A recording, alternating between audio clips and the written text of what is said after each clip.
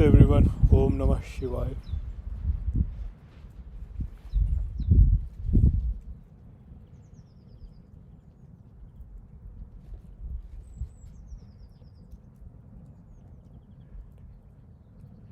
Namo Adesh Vitraji. Yes. Blessed Chaitra Navratri to you too. Alanji Namo Adesh. Shwinji Namo Adesh.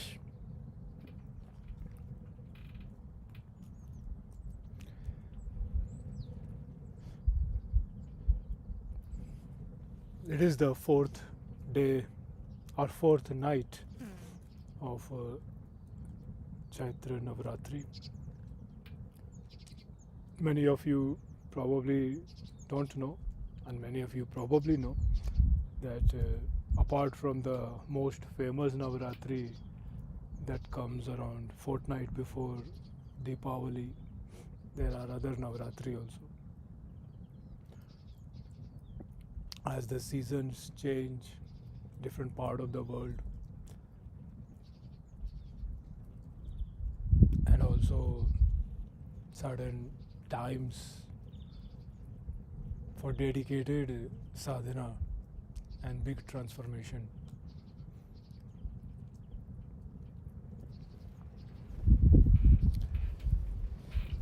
Namo Adesh, Daniel ji, welcome.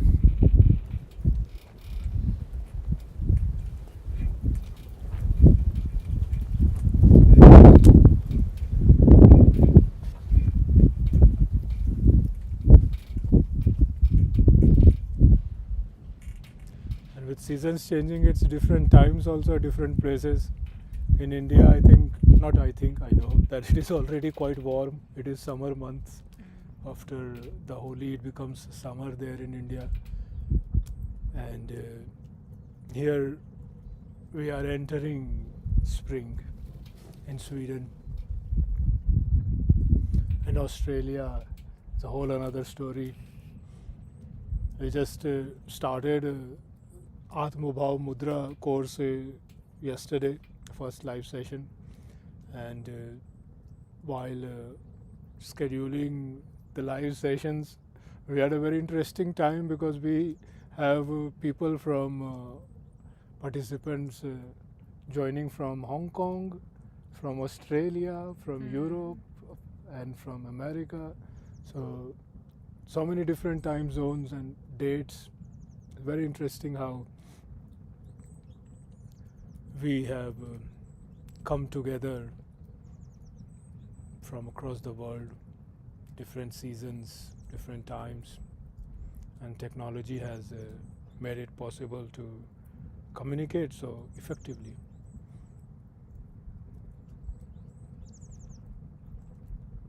Right? Pranam Ramanas ji.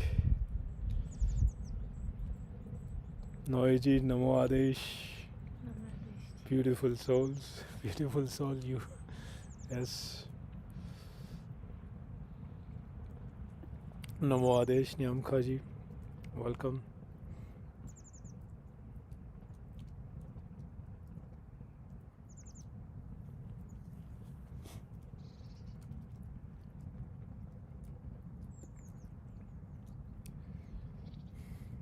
Should we begin the satsang? Yeah. Yes. Is the screen, has it stopped or is it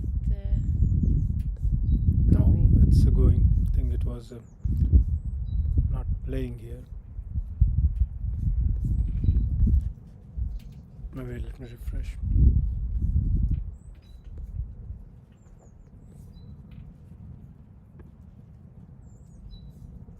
Yes. How is the video and audio quality? Could somebody confirm? It's quite windy, so sometimes there might be a lot of wind and you might not hear us, so let us know if we need to speak louder or hold a hand by the mic somehow. Namo Adesh, Daniel ji and Himanshu ji, Pranam. It's light drizzle here and weather is misty and foggy. Feels good to be in the habitat. Misty and Aha. foggy. Wait, where are you, Himanshu? Are you in Canada or in Europe? If you want to. Good audio and video quality, Ashwinji. Thank you, Petraji, for confirming. Welcome everybody to this Satsang, yet another Sunday. We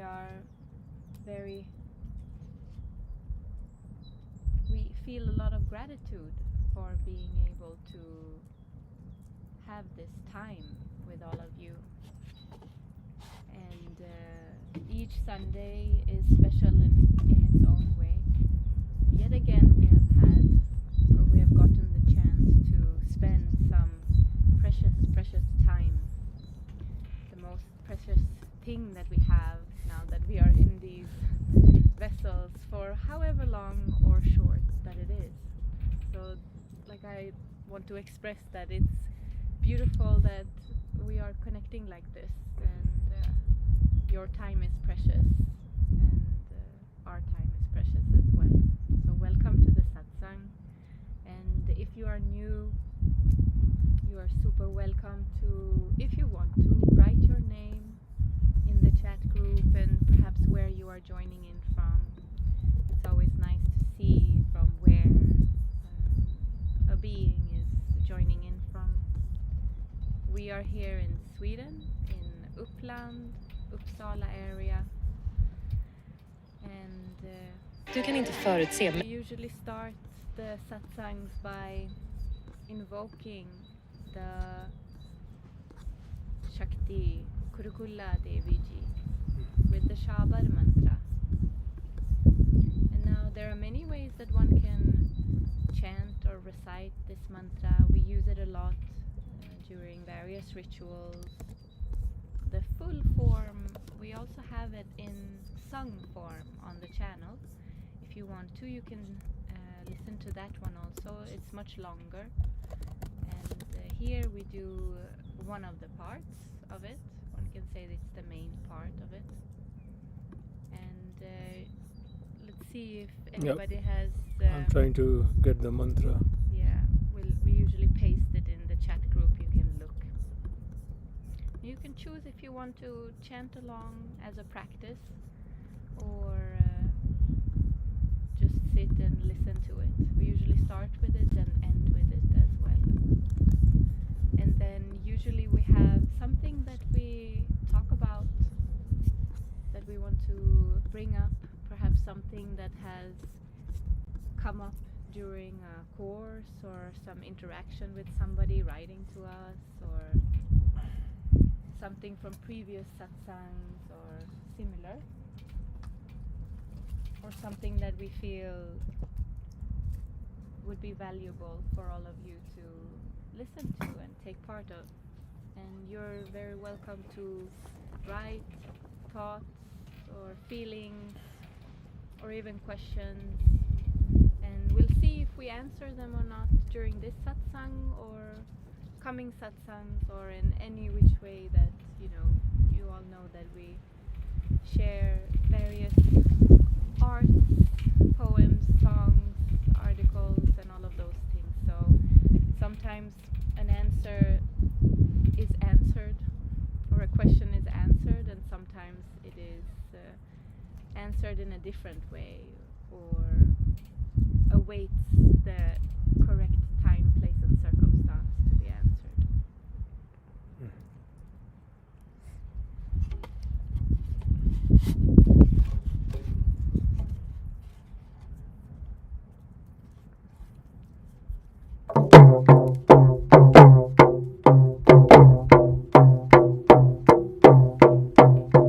Om Namo Guru Kulle Anadana Varshini Sakal Kama Karshi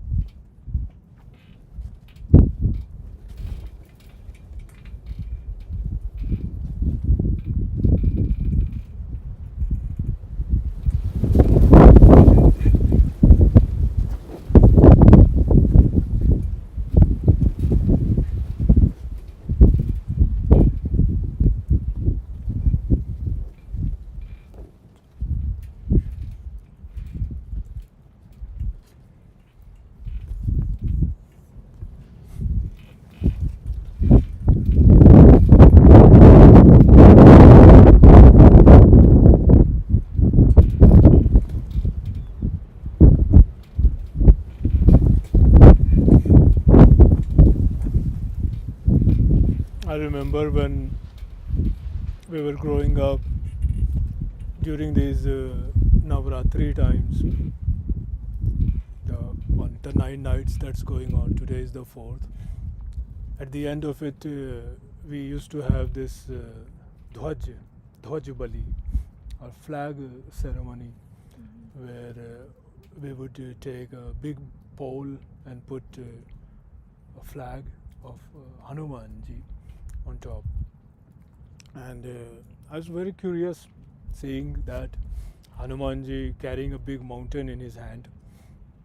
And I used to wonder, where did he get the mountain from? Why was he carrying in the hand?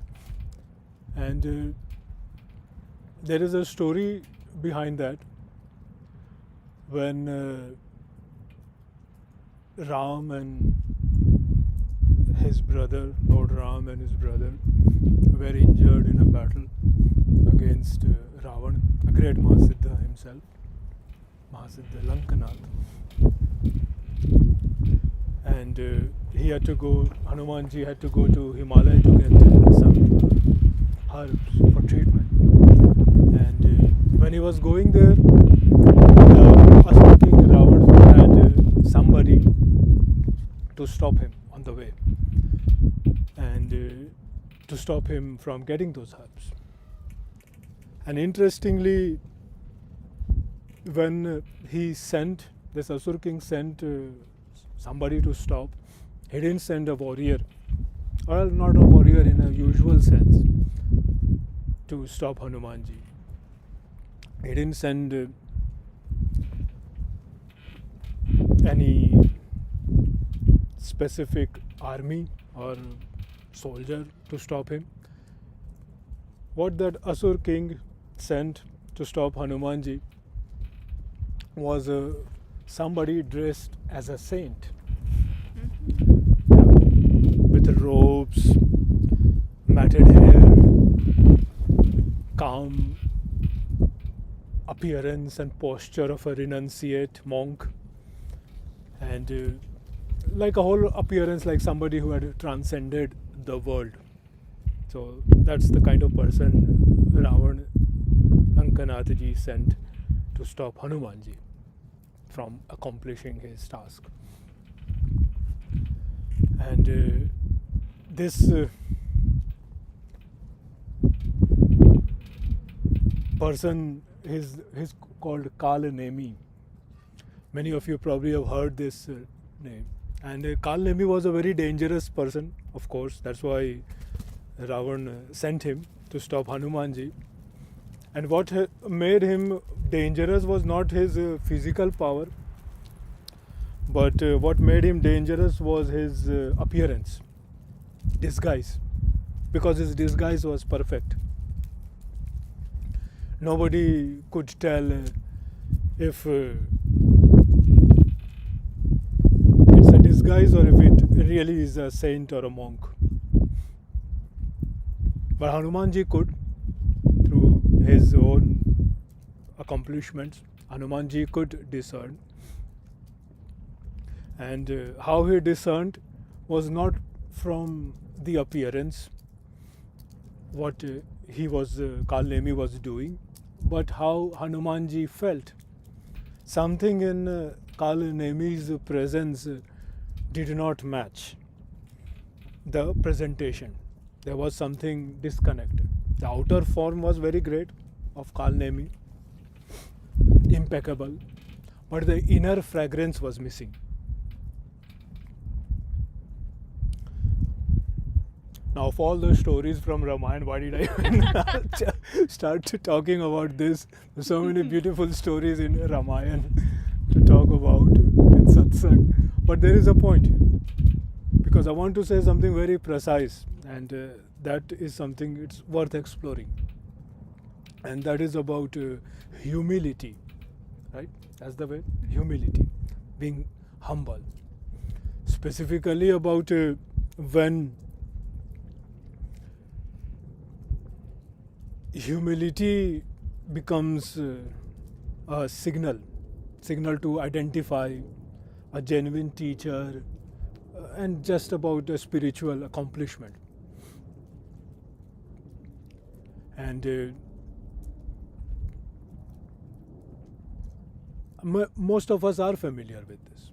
Many of us who have spent time in any spiritual community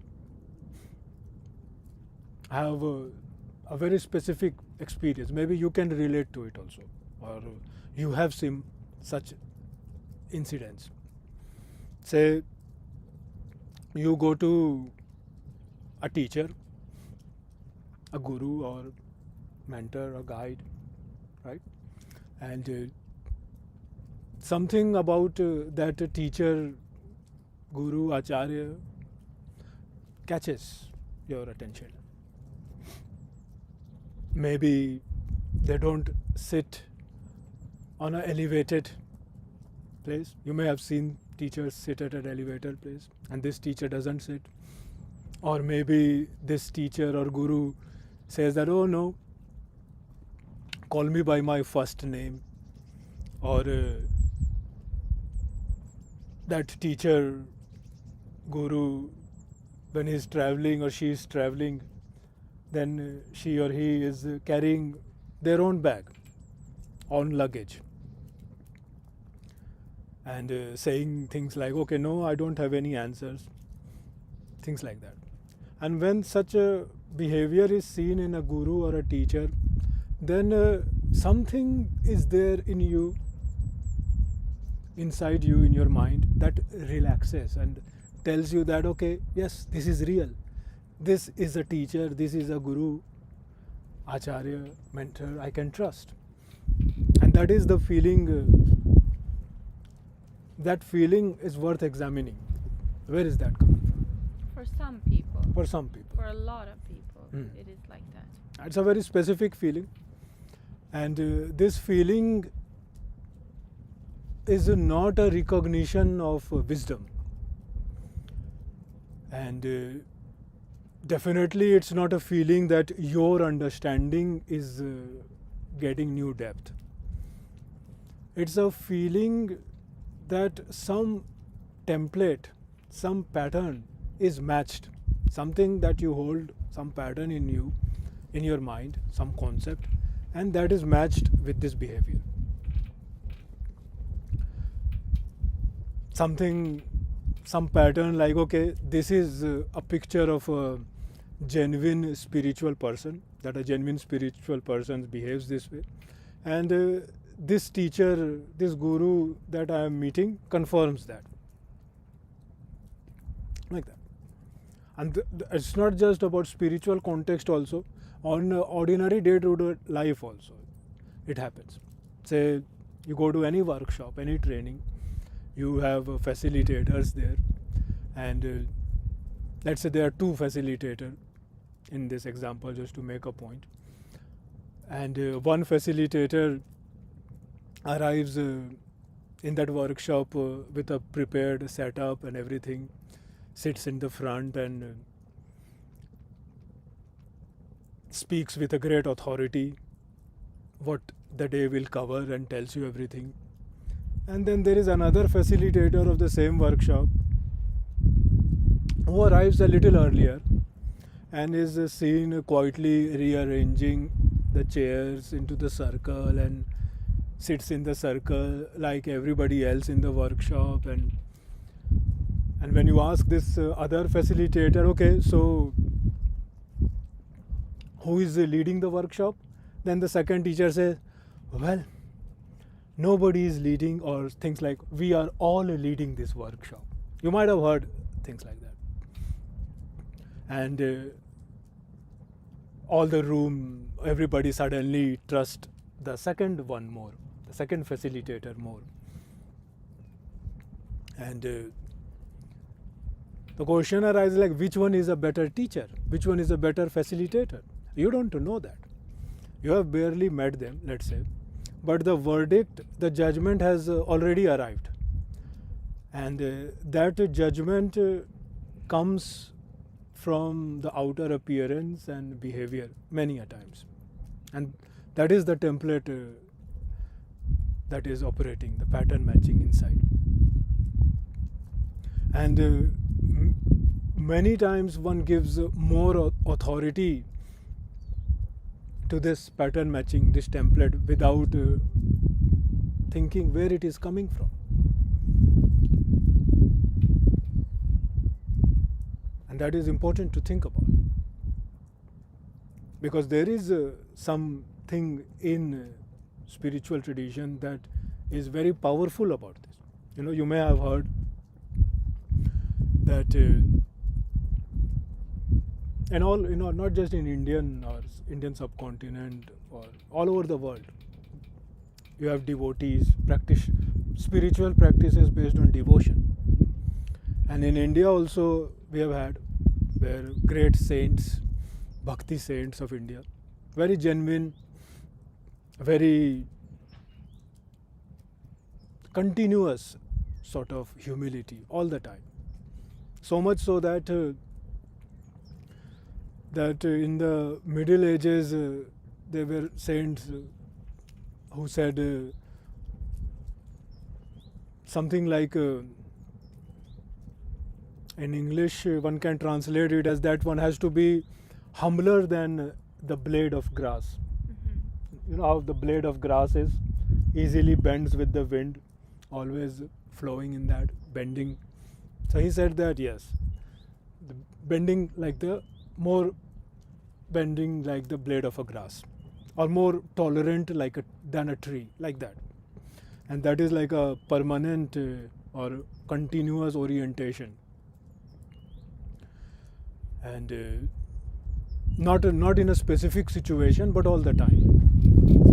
Many saints. We talk about a Ramayana, Tulsidas, great bhakti saint, very great saint.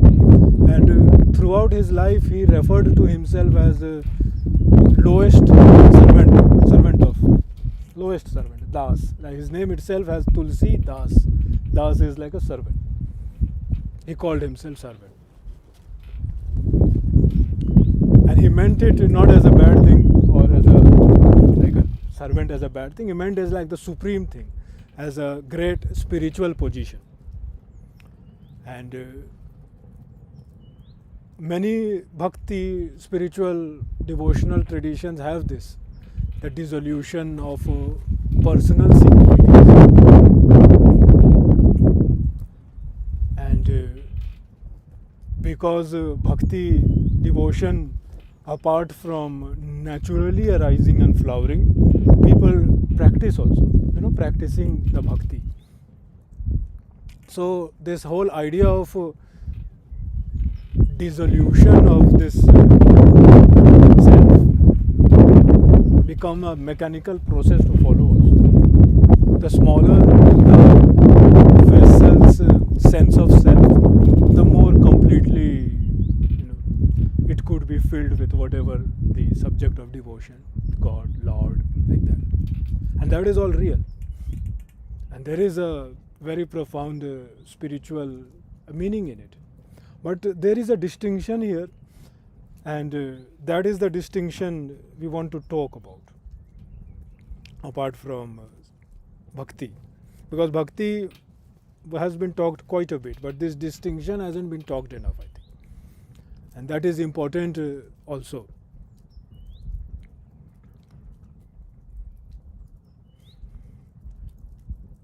The distinction is that in bhakti, this humility is a very directed thing.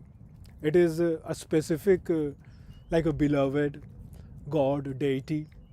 And the bhakta or the devotee is dissolving the identity towards a specific source. And the more one dissolves, the more one takes the shape of the subject of love.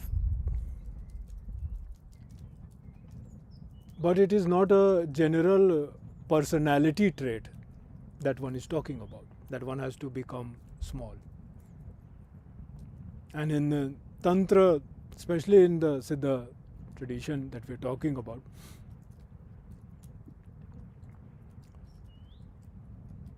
there is a nuance there, like not in Tantra, also in other places you might have heard great Mahavakyas, the great sutra, one like Aham Brahmasmi. You might have heard that Aham Brahma Asmi. Might have heard Aham Brahmasmi as a proclamation that I am that supreme truth. And here you see that it's the little different, that here one is not talking in the same way the dissolution of the self into nothing, that I am nothing, I am the servant, and slowly just becoming so small that one is not there at all. खुद ही को मिटाकर खुदा मिलता है kind. And when the individual identity is completely dissolved, then that universal identity comes. But here, when you hear like Aham Brahmasmi, that I am that, here it is what? It is where one is discovering what self actually is. And here the discovery of the self is not small. Here is the discovery of the self is that the self is vast, infinite, everything. So there are both ideas there. And both are valid. But the problem lies when these streams of practice are flattened. And they did get flattened. How did it get flattened? There are many ways one can look at it.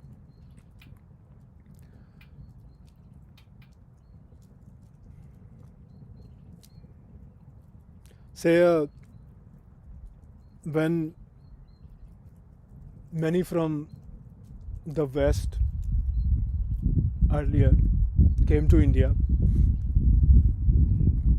to discover the spirituality, the wisdom tradition of the East, many came with their own template or the patterns, and many of those early encounters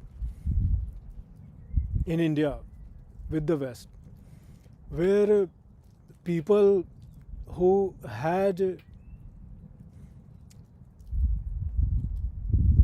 inner psyche or template patterns in the mind that was a bit more influenced by Christian aesthetics. Can one say that?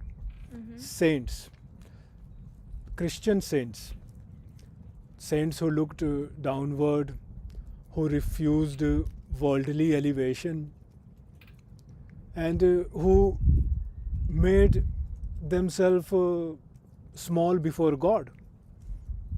And this idea of denouncing oneself, making oneself small in front of the Lord God, went so deep that it in the psyche that it became invisible. Then it didn't feel like a cultural preference. It almost appeared that it's a common sense for many people. That is the common sense thing. And so when that mindset with that cultural understanding, so much so that it became common sense to them, when they encountered, they noticed the outer signs, who sat simply, who refused titles, who said things like I am nobody. We have Nobody. we have Mr. Nobody, Ramunas ji. We'll talk about that. We're not talking about you. No. We're not talking about you here. That's a joke. Ramunas ji knows. So they started looking for who went down further on the ground, because this felt familiar, and it wasn't because that those seekers, early Western seekers, understood the tradition. No, but what they knew from their own mind, from their own template that they carried, and based on that the outer sign matched whatever template they were carrying. The teachers and the gurus who sat elevated,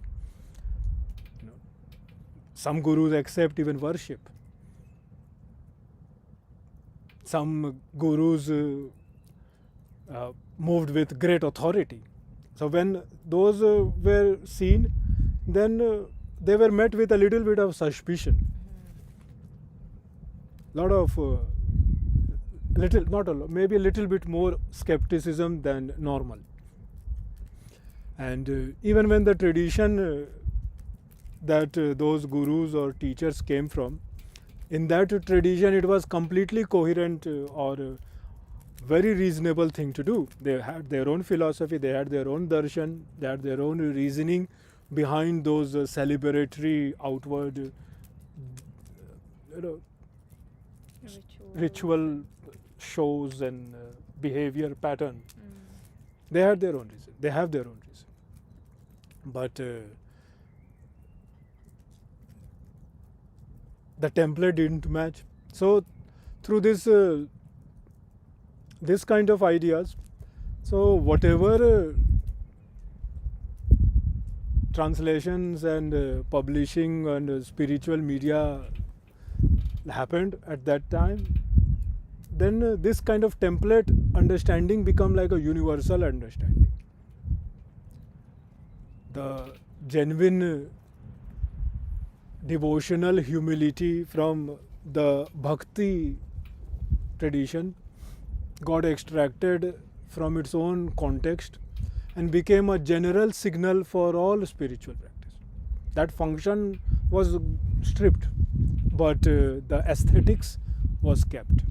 The inner truth was not there, but the outer behavioral pattern was kept. And that aesthetics became a test for evaluation. And that is the beginning of the problem. Evaluation of what? Evaluation of the system, guru, teacher, encounters. Amongst each other also. And when humility becomes a currency sort of spiritual status. Aesthetics of humility. Aesthetics of humility. Appearance of humility. Not genuine humility, the appearance of humility, the behavioral patterns of humility. When that becomes a sort of important thing, then very strange thing happens. Then people start competing for it. And it may not be very open thing, because that would defeat the purpose. But and perhaps many of you have seen it, in many spiritual community where humility is seen as a sign of or a signal of spiritual advancement. Then what happens? Somebody says, I am nobody, I have nothing to teach, and the community responds with warmth and elevation that, oh yes. Or somebody else notices and says the same, and that pattern is also copied also like that, as a good things to pick up. And people start to say more convincingly, more completely, more apparent sincerity, not inner sincerity, apparent sincerity. And because that amounts to more trust. So what happens here is that the ego finds one more domain where it can hide. Learned pattern. The ego decides to compete in this direction, downward direction. No. I am humbler than the next person. So whoever performed this acts of selflessness is given many times higher spiritual status.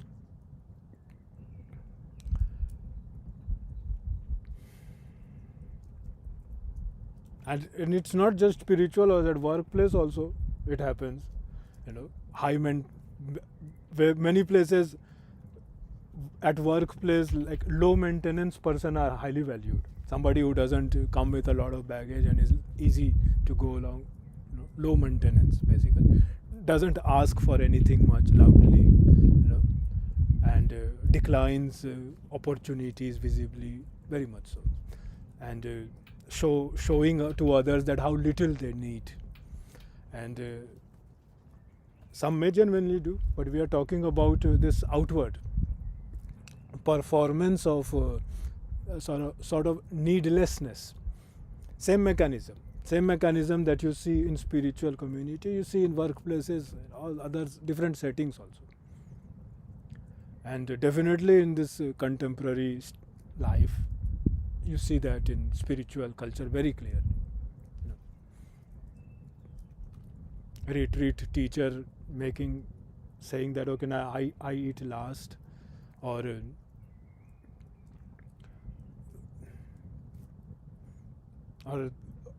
many, you might have seen that I am not a teacher, I am a student. And of course, everybody is a student. That is, there is a truth to that. But the performance of it as a sign of virtue, that a teacher advertising that, okay, I am not a teacher, I am a student, and making that as a currency of that. And one is, we are learning together, we are all together. Yeah. And this can be genuine, but they can be very refined performance of humility as well, because there is a social reward that goes with this built-in pattern that we talk.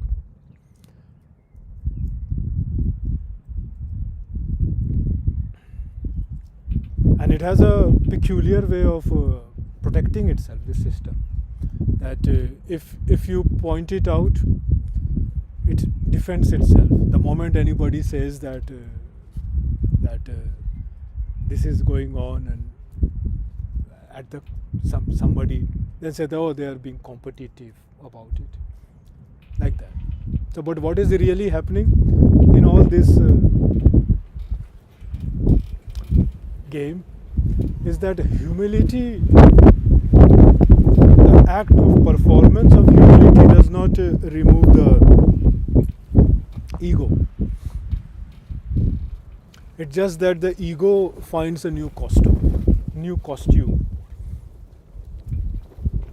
And the costume is a great costume, because society defends it because of this template matching. And it can run for years. This kind of disguised costume runs for years or decades without being identified. It can go on. And this is what we call as Kalanemi problem. Remember that Kalanemi that Hanumanji met? Not a demon with a fang, but dressed in robes of saint and monk.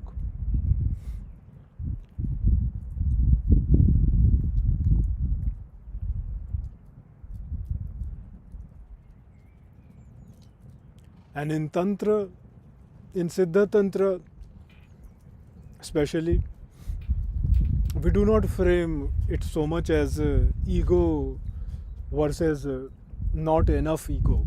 Not like that. No. And the goal does not become like some sort of a ego reduction, that reducing one's ego. It's about ego transformation. And there is a big difference. There's a word in Sanskrit, ahankar, the sense of I-ness, the I-maker. And in certain darshan, we distinguish between impure ahankar and pure ahankar.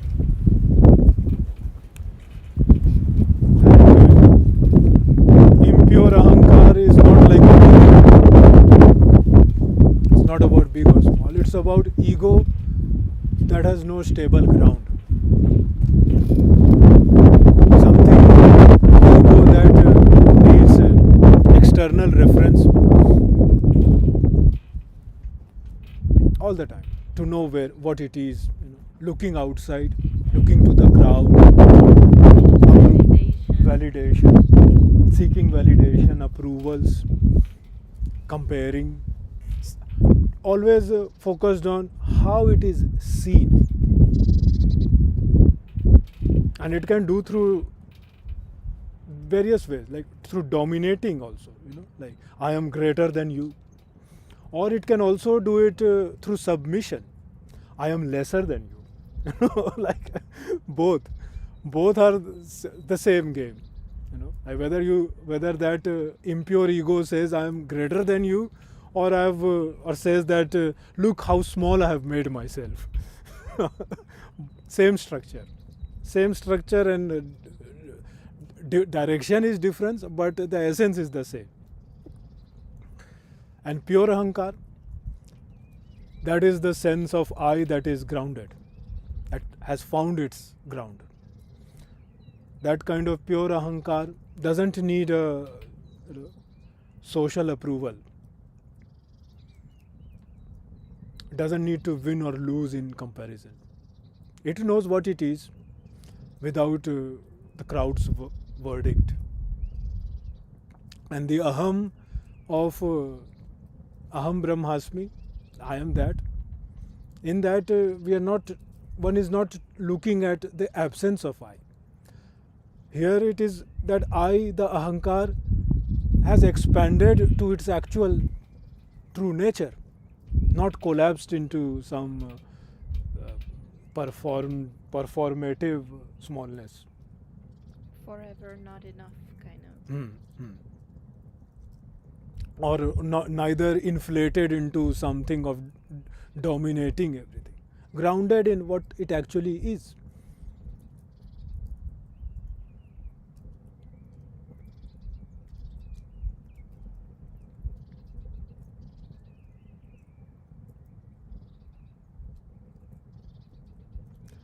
So,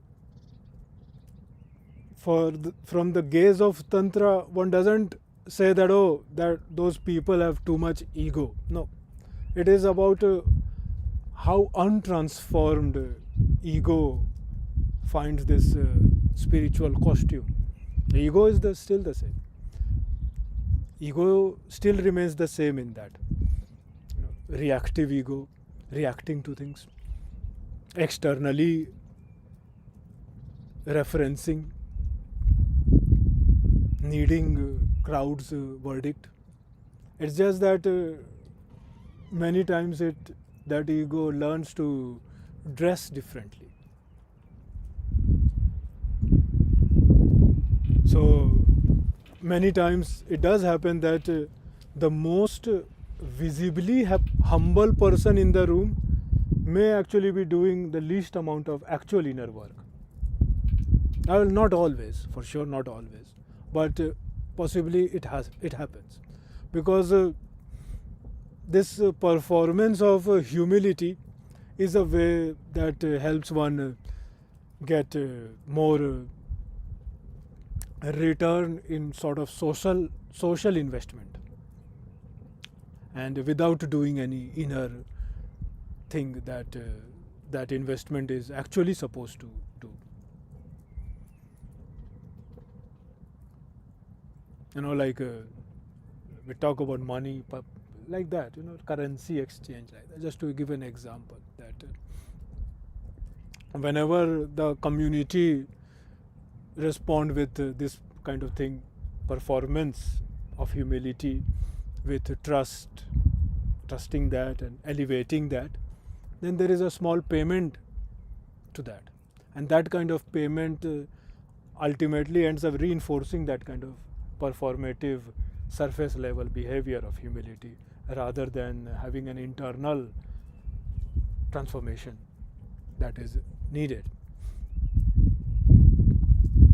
Because once one start getting reward or paid by doing that, then over a period of time one becomes skilled at doing that. And when one becomes skilled at doing that and getting rewards with just performing, then the inner transformation becomes less and less interesting for that, because it is difficult territory. Why go there when one is able to get small payment by just doing performance?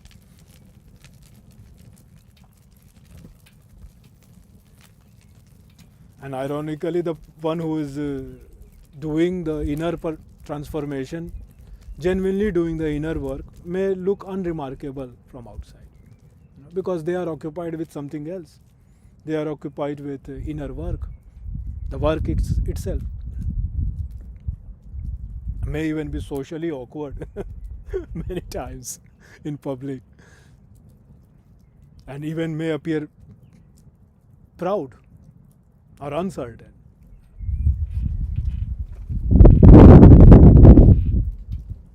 And they are not in this display of humility competition, because they are not playing that game.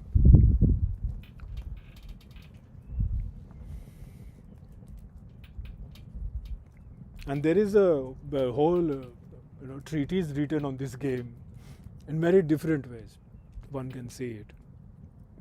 We have talked about it, how in the Siddha tradition we talk about the bound state, the Pashu, animal also, but not as an insult, like animals, like as calling somebody animal as an insult to that person. No. A common human condition, Pashu, bound state. The person who organizes his life around external approvals and this crowd verdict. And that person can be very intelligent, very sincere, maybe even very spiritually interested. But the core, inside the core operating system is about managing the image, managing how you are perceived. And this kind of performed humility lives in this mode, in this Pashu mode. Image management with some spiritual vocabulary.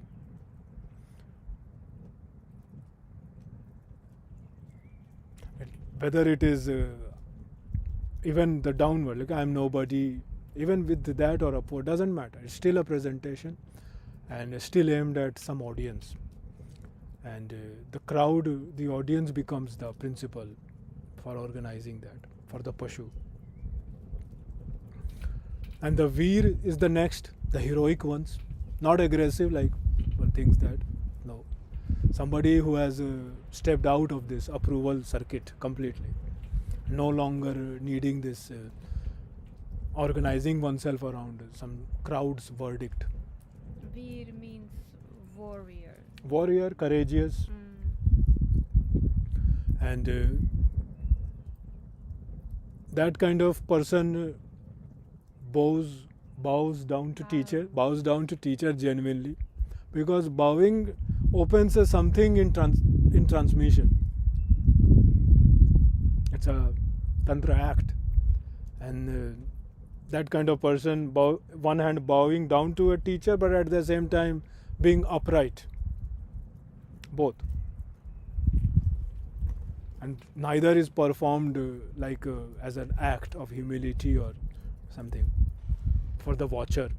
They come from whatever the situation requires. And of course, this is a very limited view of Veer Bhav and Pashu.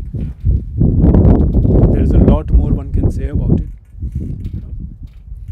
Capacity of how one embodies the deity, and all recognizing that all teaching is for you. We say that many people have this, oh, I'm not worthy of this teaching. But Veer Bhav says that, no, this teaching is meant for me and I can walk this path. That kind of attitude is also part of it. Recognition of one's worthiness also is the Veer quality. Devoting to one's own good development through teaching. But we are not talking specifically about Veer Bhav or Pashu and Veer, because that's not the subject. Maybe someday we can talk more in detail about it. But there is another, apart from Pashu and Veer, there is a third mode also, Divya Bhav or divine mode, where even the deliberate effort that one sees for in the Veer Bhav settles something into something effortless, natural, spontaneous, effortless action, where effortlessly one, whatever the moment requires, it happens. The relationship with the agency has changed in Dibya Bhav. Then the action, whatever is done, is not being done from that person's agency, but it moves through them. The instrument, the vessel becomes refined, that there is no agenda of the limited vessel, but something larger.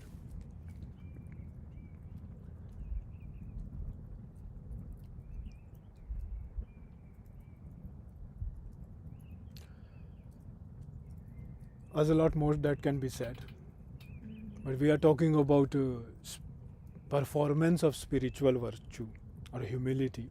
That is totally, of course, absent in Dibya Bhav. But then the question arises, if not humility as a signal, then what? And what do we look? What does one look for? And if one has to look for something, I think that it should be contact.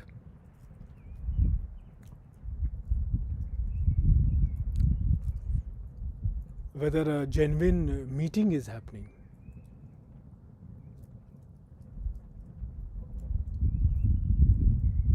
Whether it's the genuine teacher or spiritual being that is being met, or whether the meeting is a managed meeting.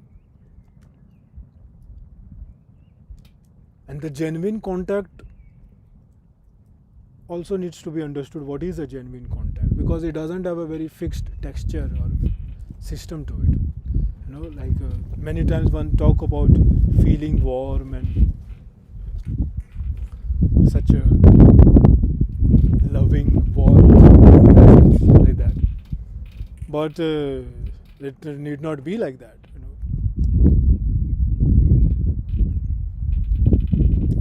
I have trained under one of my jungle guru, forest guru that I lived with, and he was a person who, before retreating in solitude in Himalaya mountain, he was a Chandal, and he had burned thousands of dead bodies at cremation ground. And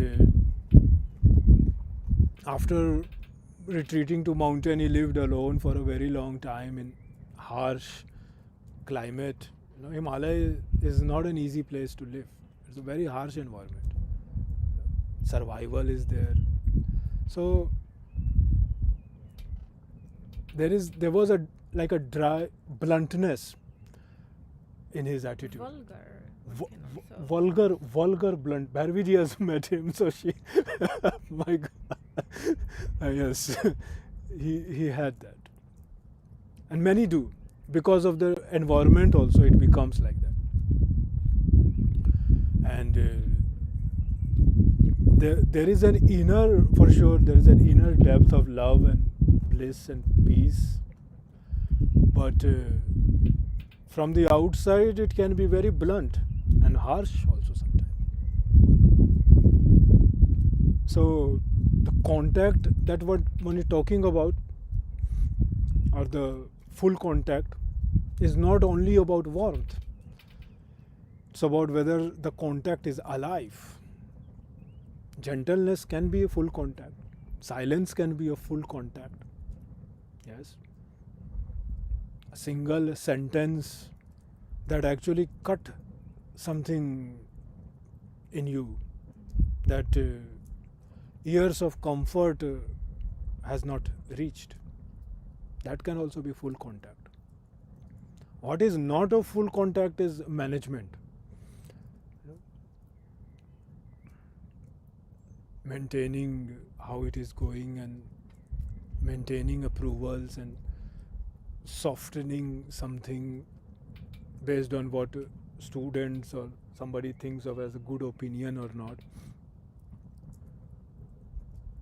That calculation underneath that meeting creates the gap. And this gap has a tangible feeling. The gap has a cost. The gap has a for cost the also. receiver also. Because it's not undiluted. It's like it doesn't hold as much power in that connection.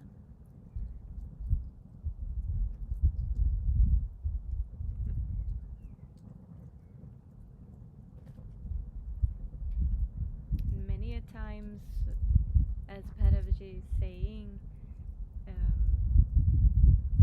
the teachings become like that also because of how the society and how the receivers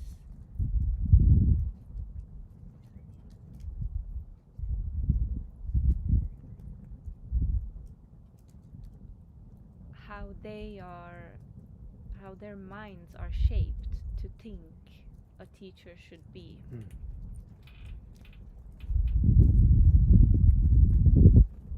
And then the teachings are thus diluted into that, adjusted to that, because if it's not like that, it won't be received. There will be like it's like something gets repelled, or when one talks about de-armoring, or lying on the ground to show that you're not dangerous. Trust me, I'm not dangerous.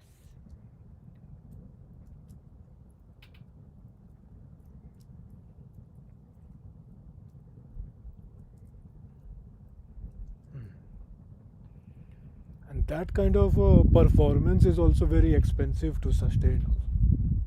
Over years, or something happens and the effort of maintaining that becomes visible,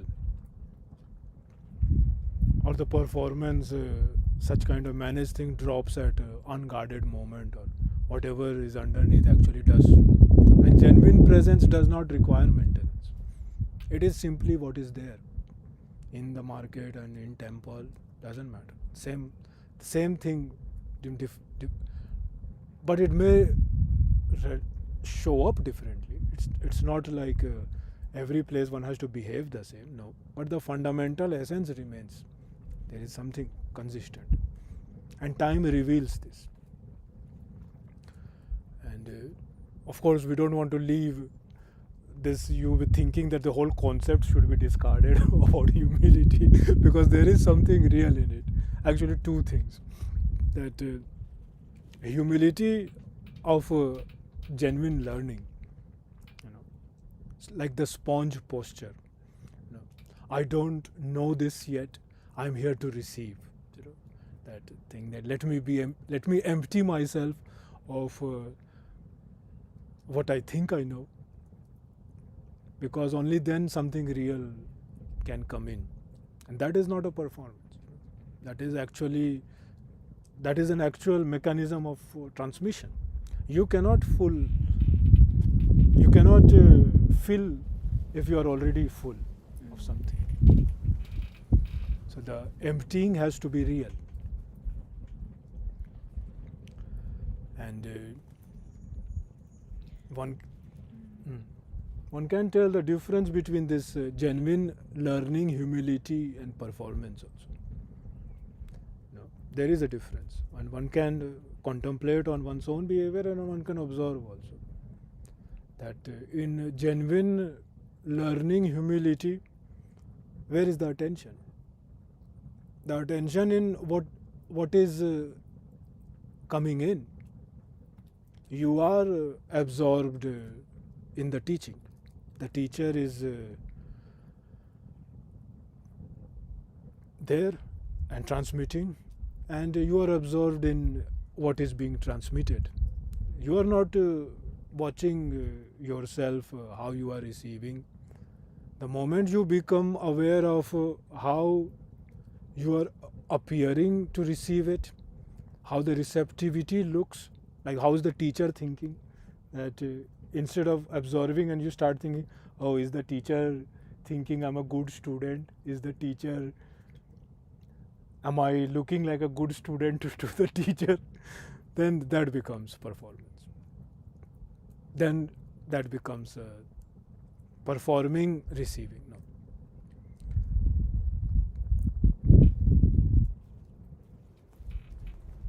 Now, vessel becomes, the vessel appears as empty, but is full of performance of emptiness. No. That is the difference. And the learning posture also produces different thing over time.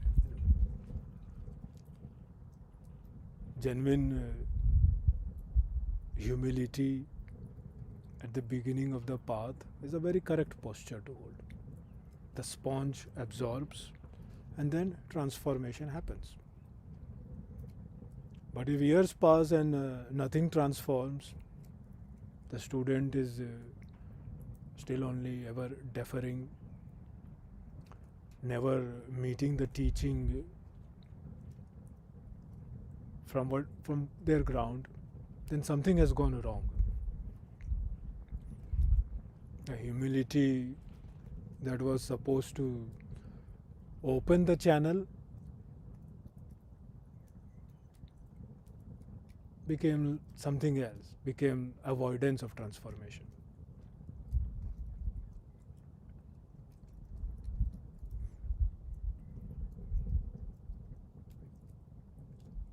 And permanent student humility can be its own performance also, a way of saying that staying safely, like being small, like you said, Bhairavi.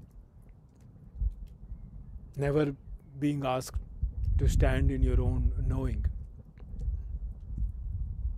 And a teacher knows, Guru knows. And when he eventually sees this, then pushes.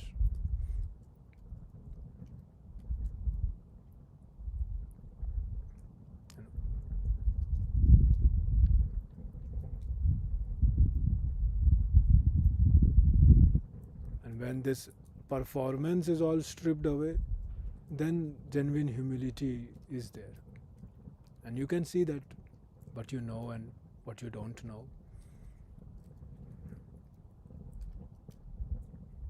You don't carry borrowed knowledge as your own realization. That's genuine humility. You don't claim some territory of wisdom that you haven't walked. And when you are wrong, you adjust. You adjust. You adjust without it costing you too much. Mistakes happens. That's it. Not a posture of smallness, but moving through world, learning with precision. And this kind of humility is kind of invisible from outside because there is no performance. It just orients itself as it goes. When you have this self-perception, then you don't need to announce it.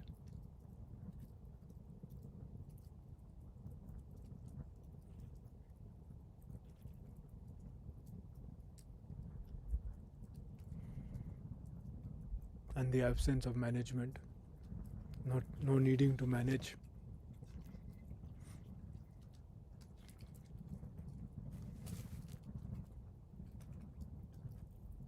Not being kalnemi, outer form being perfect, but inside wasn't.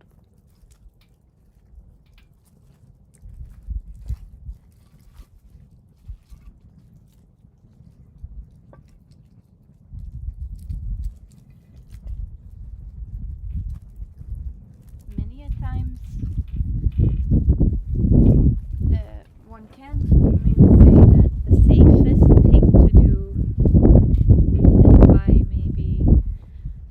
religions and perhaps traditions have taught their disciples and students to, do this outer performance of humility is maybe connected to that one thinks that it will give the students less accumulation of karma in a way.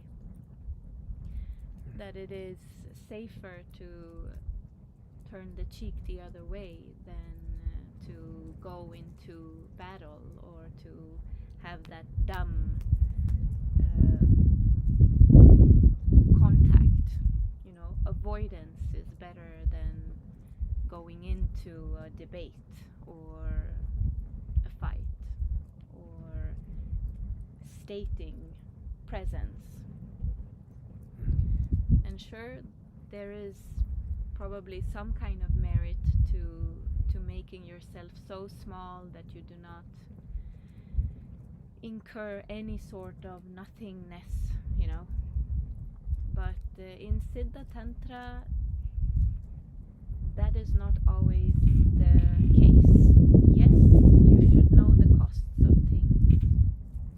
You should actually be knowing it so well that you can take those battles, you can take those steps, you can use tools to create things, create art or whatever it is that you want to do in the world, and also know the cost of that, also know the repercussions of that. Thus, you can exist not as a nothing, you exist the way that you are in your life expression. And yes, fake it till you make it. It can be good sometimes. It can be good to practice,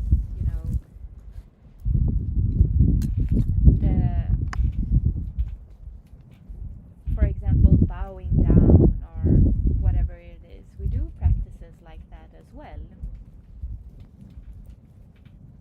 With the body, with the motions, with the mind and all of that. But one should not mistake that for integrated, embodied understanding or realization of humility. Humility usually comes from actual mistakes, actual failures,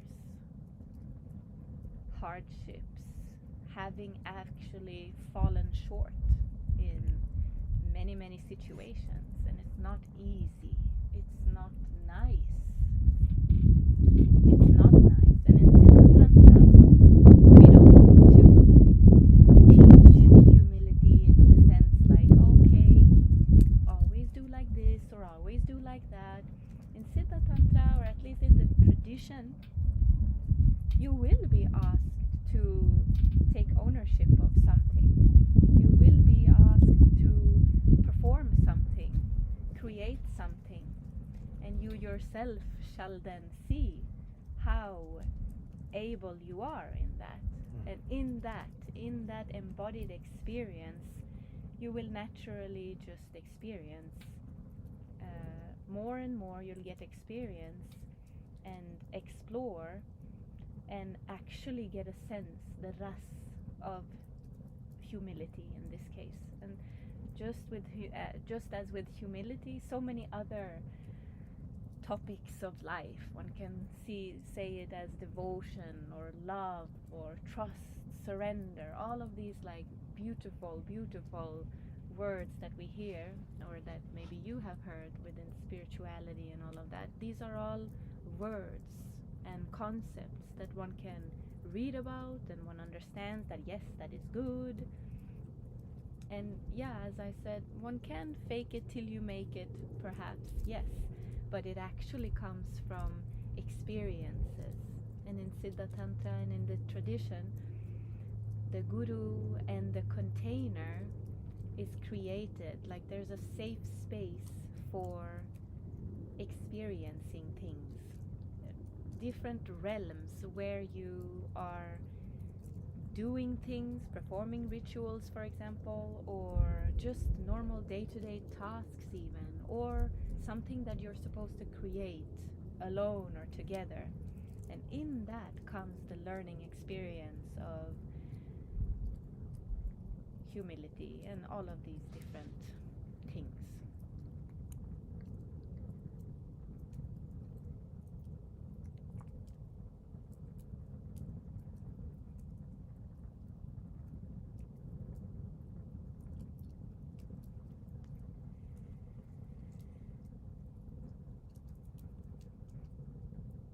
And if one has a sort of facade, sooner or later, as Bhairavi said, it will crack, and the cracking is also okay. And one should also learn to deal with the cracking as well, because if you're not ready to deal with the cracking, you're just going to avoid being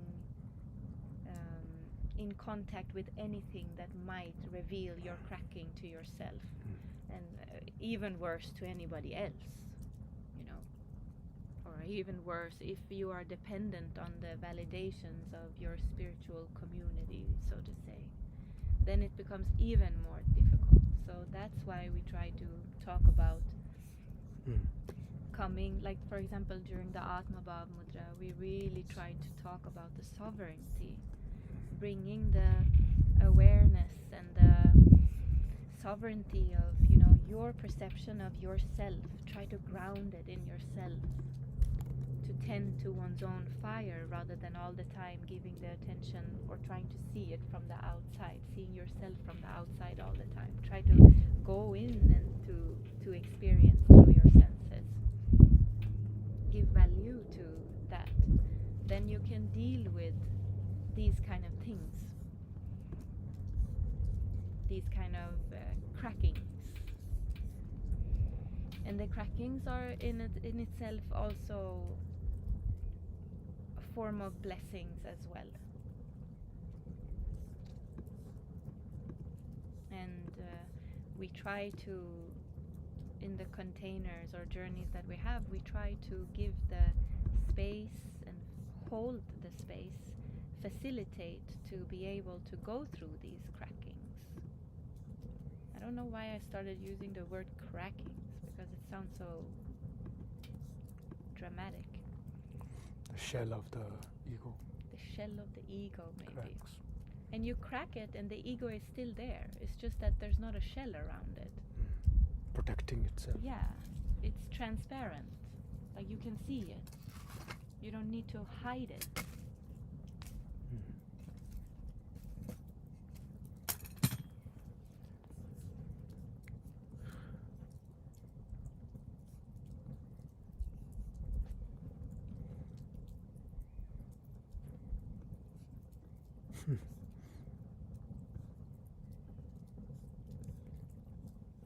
What are they saying? Yeah. From one perspective, good morning. Good morning, good evening. Good morning. Himanshu ji, end of next week I fly to Italy, so I'll be in Europe, not for reading, but just sharing for you both. Not for reading, okay. you should present. Not for reading. It's noted. Declared! Internet is forever. Italy. Ramunas ji is laughing. Mr. Nobody. Vivji, Namo Adesh. Wind is strong today. Yes. Yeah. It is. Yeah, it is strong. We like it. We do?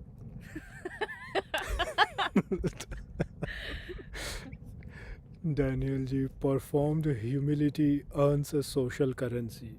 Yes. Yeah, exactly. It does. It does. Himanshu ji is saying, but the cream sadhak is both good on outside and inside effortlessly. Well, the cream sadhak is talking about like creme de la creme. Oh, creme de la creme. The best sadhak, best practitioner. The best practitioner is one who is not afraid to look within, is open to The best. knowing and open to change.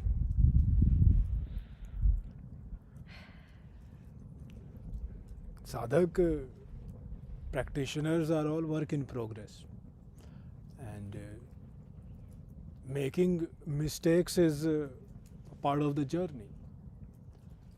Being perfect 100% means that one has accomplished. So sadhak is accomplishing, and in that there would be mistakes, there would be ups and downs, there would be good and bad. What matters is how one receives it and what one does with it. Every failure becomes an opportunity for transformation, for learning, for wisdom. And before one has had like the taste of that, for real had the taste of that, it's really difficult to, sometimes it's very difficult to allow yourself to be in a position where you might fail. Nobody wants to do that in the beginning, you know. One doesn't want to do that. I remember spending time in ashram, for example, and I was given certain duties, and very good to be able to do things and all of that. And then sometimes I used to get frustrated if I did something wrong, or because I knew that anything that I do is going to be watched, and I myself am going to taste the results of what I am doing. And if I wasn't happy with the result because I was judging myself, and perhaps also being judged, both of that, you know. And so for some time I was almost feeling like if I was given a task, I was almost feeling like, oh, don't give me that task because I just don't want to fail, you know. And it took me a long while to understand that, look, with the help of Bhairavi actually, so many times over, look, you're gonna fail, or you're gonna succeed, or whatever. It's not about failure or success. It's about doing it, being present. Focus on being present. And then do whatever you're supposed to do. And then leave the result or whatever. That's not really something that you need to attach yourself to. Move on, because you have to be present in the next moment as well.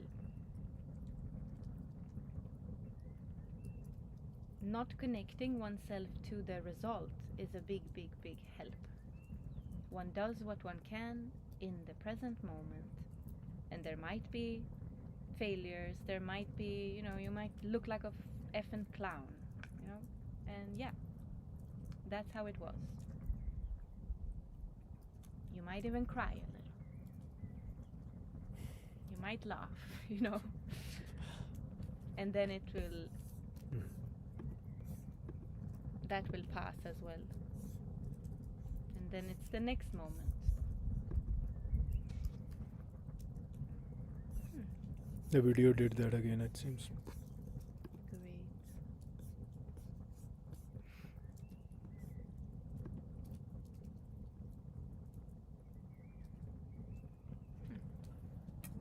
Try this.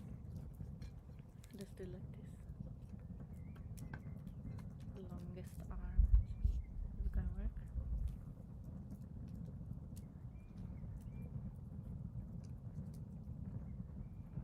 Lean forward. Did it help? Let's see.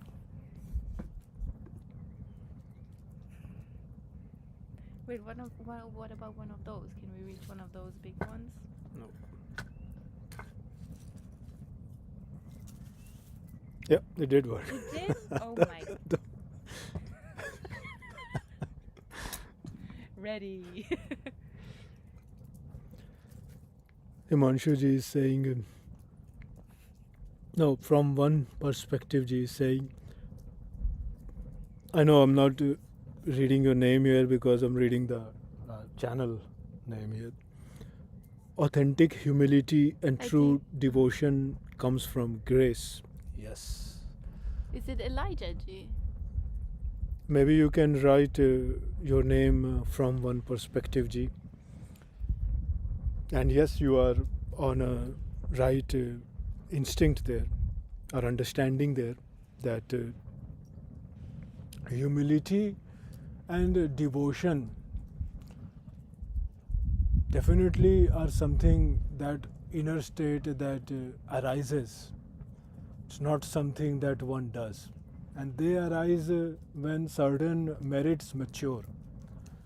And that happens often, if not all the time, through anugraha, through grace. And that's where we have talked about it before a little bit, but we haven't said enough, that anugraha or grace is something that comes down on you. Grace descends from Guru, from deity, and it is not a result of your action per se. It is the grace. It is grace. However, one has to make effort. That's where the thing lies, that you have to make effort, you have to strive, but it is not your striving or effort that brings grace. Just think about it, that I do X amount and I get Y grace. It is not like that. Yes, we'll talk. This is a very nuanced conversation on anugraha and grace.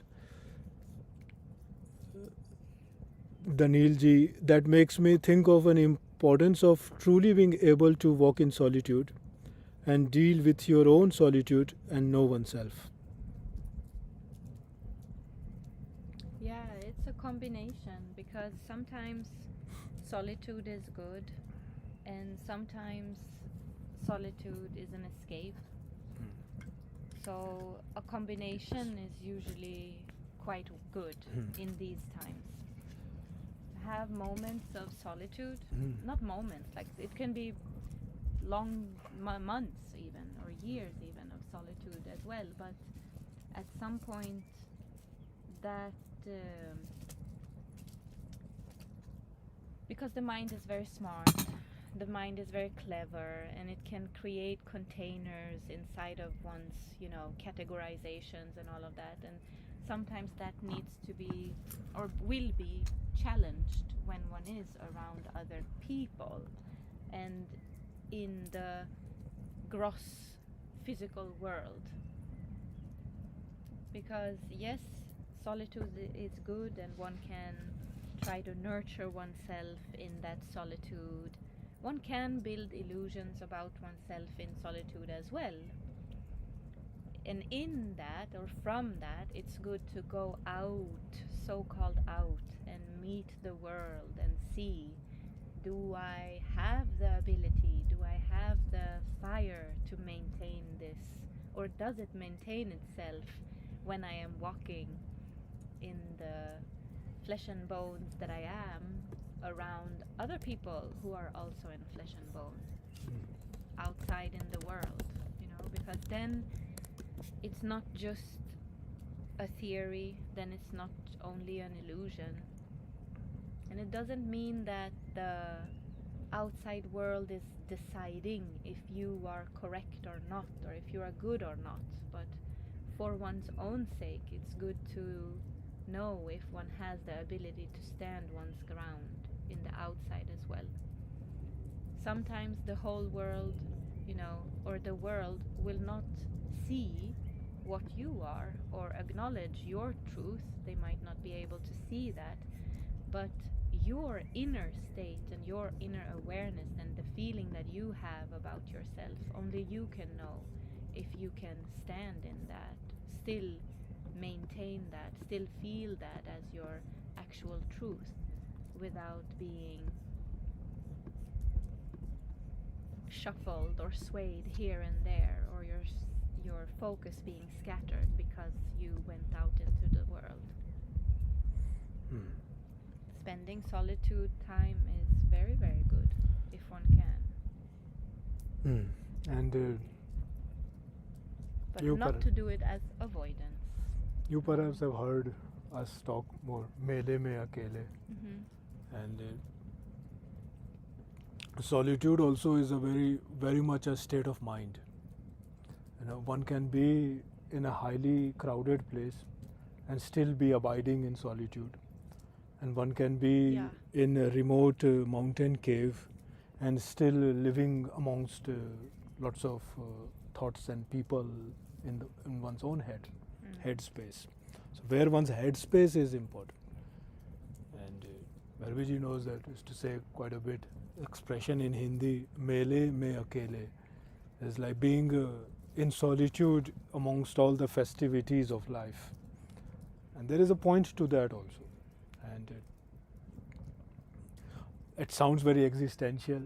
Bhairavi knows that song, the Kabir, the great Siddhas.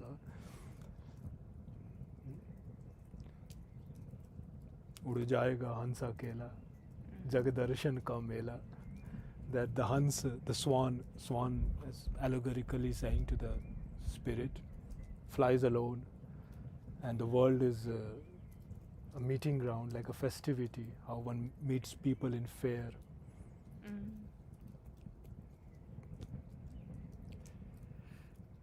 Yes.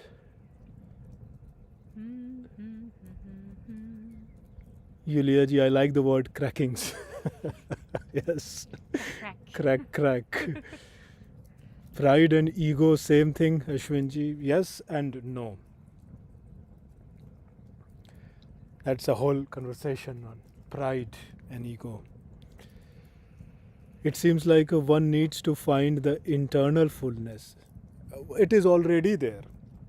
It's already there. It's about recognizing it. Attuning. Yulia ji is saying, I'm thinking about authenticity as someone who has received a lot of backlash for being authentic. There is longing for being authentic and authentic with others. Relationship with Guru and Guru siblings should be such a place. But how should it be elsewhere? Time, place and circumstance. Yeah. Sometimes one has to wear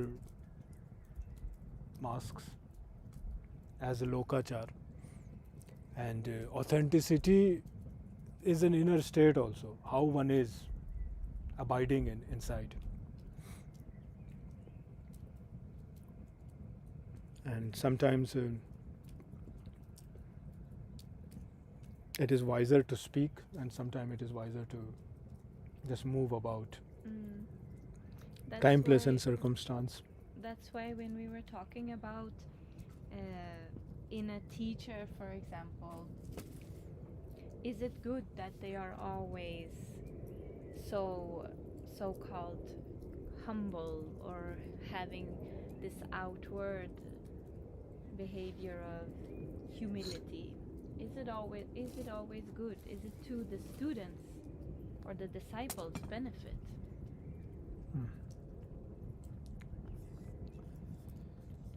And from one perspective, yes, Elijah. Yes, welcome Elijah ji. Good, we'll remember the sign from one perspective. And Yulia ji adding, I want to have more courage but also be wise in that. And that is very much so, and that similar to what Elijah ji said, to find the internal fullness. And both of them are coming from the same, that it is already there. There is Veer Bhav, there is courage, there is fullness. It's about recognizing what is covering it and removing that. It is not like that we'll take this 1 kg of courage and put it in your Yeah. heart. That from today, Julia ji has 1 kilogram of courage in her heart. No, you already have that courage, that fullness. It's that the conditioning has covered it up, and all we are trying to do is remove that conditioning so that the inner courage, the inner fullness can express itself. And one knows that because the more one develops and the more one gains these experiences and all, the more one feels like oneself. The more one feels like, oh, aha, yeah, this is more like me, you know? You will feel more at home, or yeah, one can say more at home in yourself the more you become more truthful in who you are. And that's why some of you also, I think it was during the Atma Bhav Mudra, many of you said various times and all of that, yeah, this makes sense. This makes sense. This feels right. Or this, you know, like, it's like a remembrance. I always knew it was like this. I thought, I knew, I sensed it. I didn't know about it. I didn't, you know, remember it. But it makes sense. And that is when one has uncovered or cracked a little bit of that layer that is the suit that is covering the shine that is always there.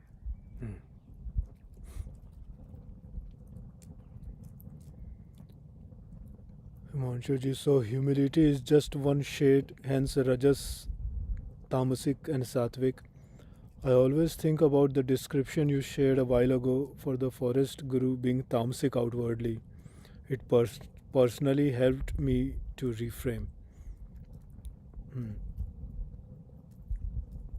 Yeah, you could say tamasic outwardly, but probably the most purest being, and most at the same time just pure love, pure mother, pure divine, pure grace, pure guru.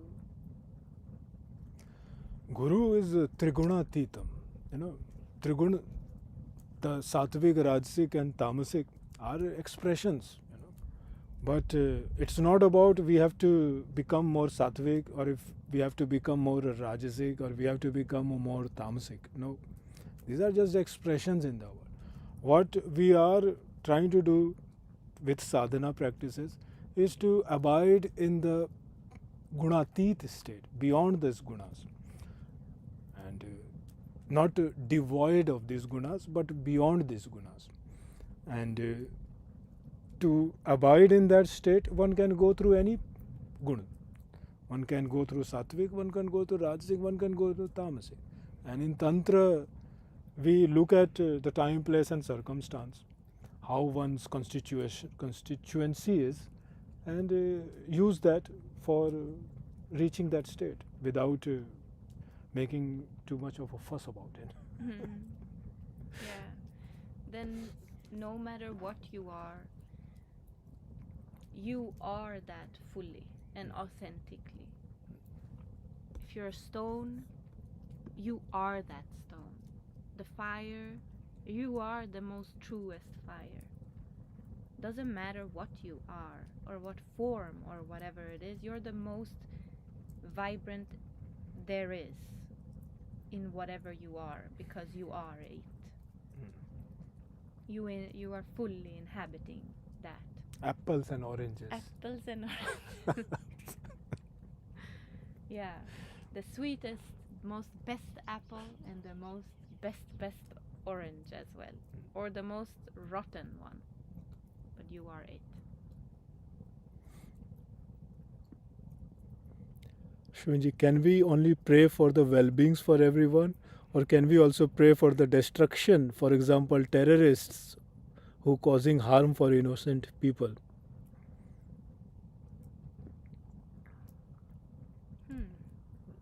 You can do that. Elijah ji, the winds of grace are always blowing. We have to keep the windows open then. Yes, yes, yes.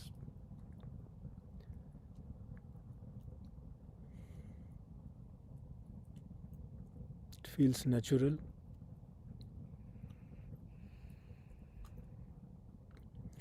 Noiji, the cracking can be a painful process, but it is beautiful and it makes life real and also very interesting actually. Yes. Yes. Khatta meetha. Khatta meetha. Bittersweet symphony. And that's how it is. There's a beauty in it, yes, indeed. And those are the words of someone who has gotten a little bit of the taste of transformation, knows what that is and is not afraid of it. Actually is almost inviting it. It It reminds of there used to be this Timira. You have seen that in that forest.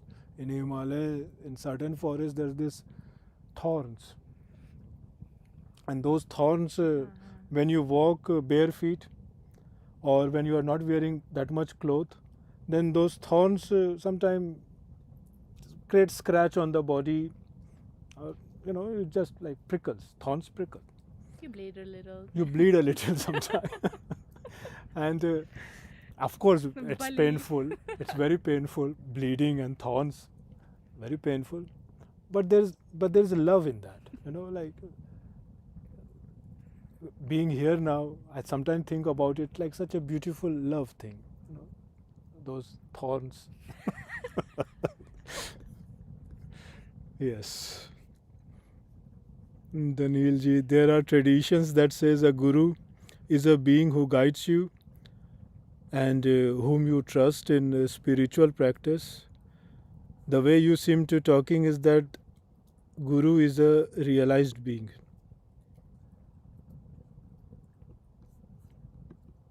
A guru is also many different kinds, and guru is like a very broad umbrella term.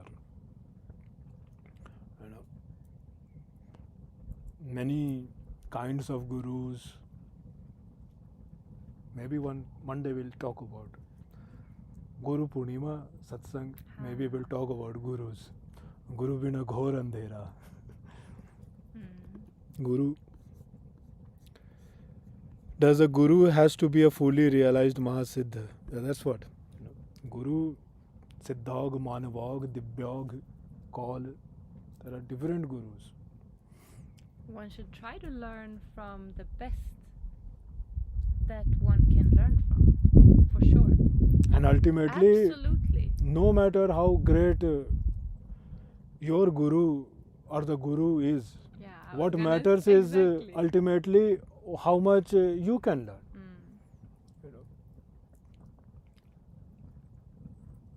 Greatest of the greatest guru, and if one is closed, then nothing. But not only that, it's like to become strong enough to be able to handle the ocean or encapsulate the ocean or be the ocean. See if you can first handle, being a glass or a boat or, bum, bum, bum, bum, bum. It's like, there are different cases of all of these things, but someone who is the most professional piano player in the world is not maybe taking students that are beginners. Sometimes they do, maybe. but the flow of teachings is probably better used with people who are able to grasp and understand and take further their practice than to teach the duk duk duk duk duk things.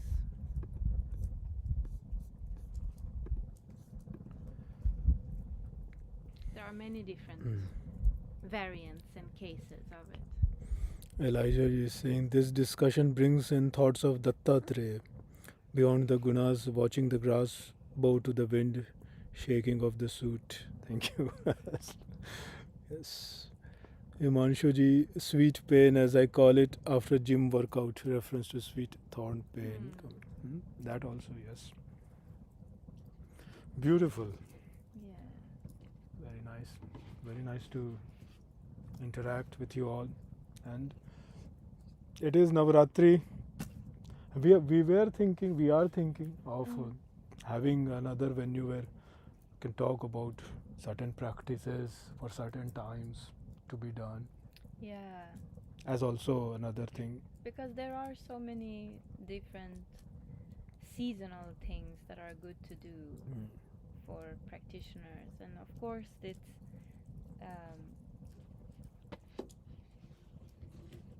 some of the things are like explicitly within the tradition and all of that, but some of the things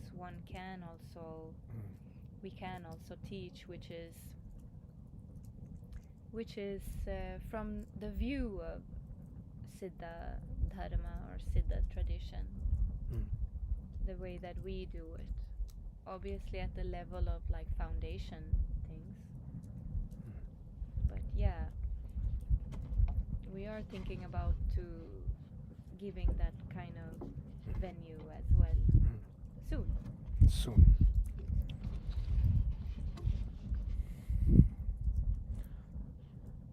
Thank you for joining today, and have a wonderful week and a Navaratri time. Yeah. Stay in touch. You can comment in the after this video is it uploaded or what is it? It becomes available. It becomes available, yeah. You can write if there's any question that is coming up or thought or something that is coming up from this, because these kind of conversations often can stir up different things that come up a couple of days after even, or in something when you're in contact with something or a situation that comes up. You're more than welcome to write that in the comments, for example, or stay in touch with us as well.